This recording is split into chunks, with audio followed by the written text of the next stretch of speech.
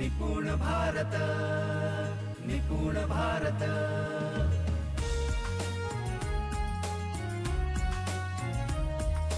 निपुण भारत, निपुण भारत।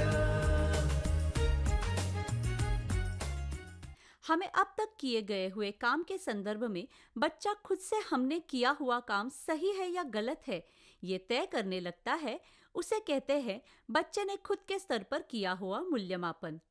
इस मूल्यमापन के आधार पर बच्चे ने अब तक सीखी हुई चीजों के संदर्भ में रीलर्न या डी लर्न ये प्रक्रिया करता है।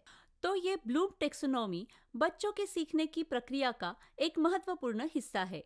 तो जब हम वेद कृति की निर्मिति करने वाले हैं, तब इस ब्लूम टेक्सोनॉमी के विविध घटक बच्चों को कैसे आत्मसात होंगे, इस पर भी विचार प्रकट हुए। इसके बाद तीसरा महत्वपूर्ण पड़ाव था कि 21वीं सदी के कौशल्य मतलब 6C। आप सबको ही पता है कि critical thinking, creative thinking, collaboration communication, confidence और कंपैशन यही 21वीं सदी के महत्वपूर्ण कौशल्य है।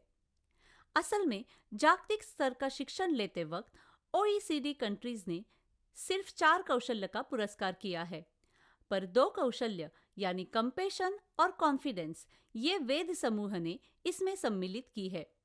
कंपैशन ये सबसे बड़े स्तर का कौशल्य है और उस अंतिम पड़ाव तक दुनिया के सभी बच्चों को हमें ले जाना है।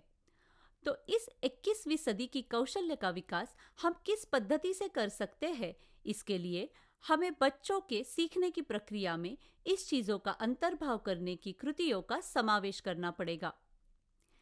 इसीलिए अगर कोई समस्या सुलझानी है तो वो बच्चा क्रिटिकल थिंकिंग करता है।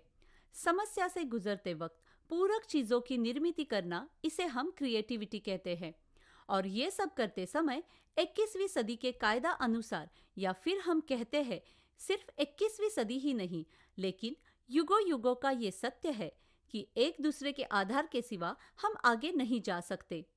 एक दूसरे से संवाद साधे बिना हम आगे नहीं जा सकते। एक दूसरे के सहकार्य बिना 100% काम पूरा नहीं हो सकता, और इसे ही हम कम्युनिकेशन कोलैबोरेशन कहते हैं।